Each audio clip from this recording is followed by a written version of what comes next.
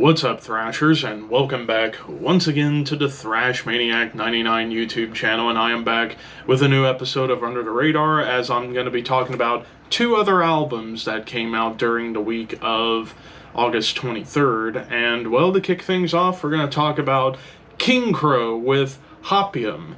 This came out on Season of Mist Records, and this is an Italian-based progressive rock slash metal band. I say metal kind of loosely because it's not really all that heavy. Like, it does get heavy at certain moments. I would say this is more of a straight up prog rock album, but I mean, it's got basically all of the classic tropes of classic 70s and maybe a little bit of 80s progressive rock. Like the melodies, it gets quite lavish.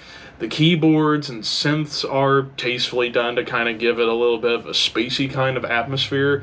There's some legit catchy hooks on this album. It grooves very well.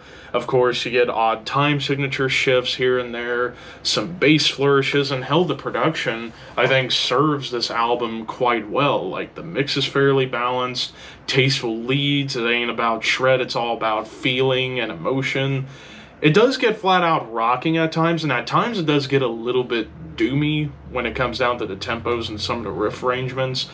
Now, as far as any complaints, I would say perhaps some of the shorter songs could have been expanded on, and they could have explored with more ideas and gotten a little more adventurous. But for the most part, I still thought this was actually a pretty damn good offering. So if you are a fan of Yes, Haken, Riverside, and Leprous, I would say check this out. I'm going to give this a 3.5 out of 5. I thought it was a pretty good offering. Which then brings us to the second album, and that is Spectral Wound with Songs of Blood and Mire. This came out on Profound Lore, and of course this is a Quebec, Canada-based black metal band, and I've heard a lot of hype around Spectral Wound. Like, a lot of people say, oh, this is some of the best black metal ever. Okay, maybe not ever, but in recent times. And I will admit, like, the guitar tone is nasty. Like, I do love the guitar tone on here, and a lot of these riffs, pretty cool, like, thrashy, and a lot of punk-laden stuff. And, of course, it's very melodic. Like, you could argue this is more melodic black metal, but it's still very much, I would say, traditional black metal.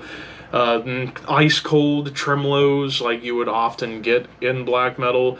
It gets rather intense at times, and I will say the vocals, quite gnarly for the screaming side of things, and it gallops very well. But I do have one glaring issue with this album, and that is the production. Not so much in the sound, but more in the mix.